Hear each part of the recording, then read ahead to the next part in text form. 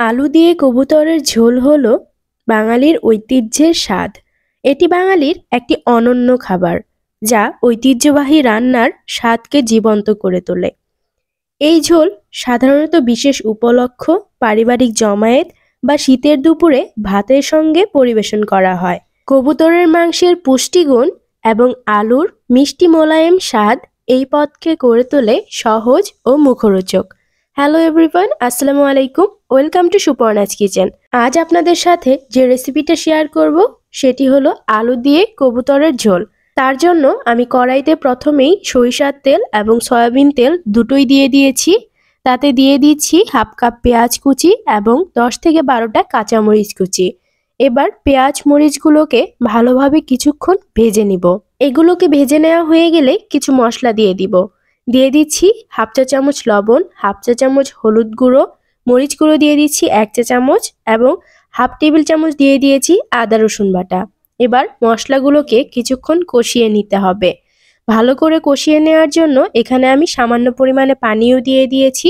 এই মশলাটাকে একটু সময় নিয়ে কষিয়ে নিতে হবে। মশলাটাকে যত ভালোভাবে কষিয়ে নিতে পারবেন, এই আলু দিয়ে কবুতরের ঝোলটাও কিন্তু ততটাই মজাদার হবে।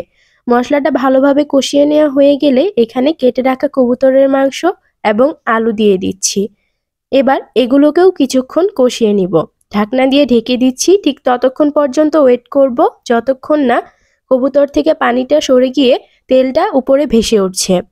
এ পর্যায়ে কিছু গরম মশলা দিয়ে দিচ্ছি 2 টুকরো দারচিনি, 3টা এলাচ এবং সামান্য একটু জয়ত্রী। এবার মশলাগুলোকে ভালোভাবে মিক্স করে নিয়ে দিয়ে দিচ্ছি পানি। আপনারা যারা ফেসবুক পেজ থেকে ভিডিওটি দেখছেন, ভিডিওটি ভালো লেগে থাকলে পেজটি ফলো দিয়ে রাখতে পারেন এরকম মজার মজার রেসিপি পাওয়ার জন্য। পানি দেওয়ার পর এটাকে ঠিক ততক্ষণ রান্না করব যতক্ষণ না এর ঝোলটা কমে যাচ্ছে। যখন এরকম ঝোলটা কমে যাবে তখন বুঝে নিতে হবে আমাদের আলু দিয়ে কবুতরের ঝোল কিন্তু একেবারে রেডি। এবার এটাকে আপনি সার্ভ করতে পারেন গরম ভাত বা রুটির সাথে। এই খাবারটি শুধু পেট ভরার জন্য নয়, এটি আমাদের বাঙালি সংস্কৃতি এবং খাদ্যরুচির এক মেলবন্ধন। সাদা ভাত, ধোয়া ওঠা ঝোল আর পাশে লেবু, পেঁয়াজ, এটি আমাদের শৈশবের স্মৃতি ও পারিবারিক বন্ধনের প্রতীক। রেসিপিটি আপনাদের কাছে কেমন লাগলো কিংবা আপনারা এটি কিভাবে রান্না করেন তা কিন্তু কমেন্টে জানাতে পারেন। আল্লাহ হাফেজ।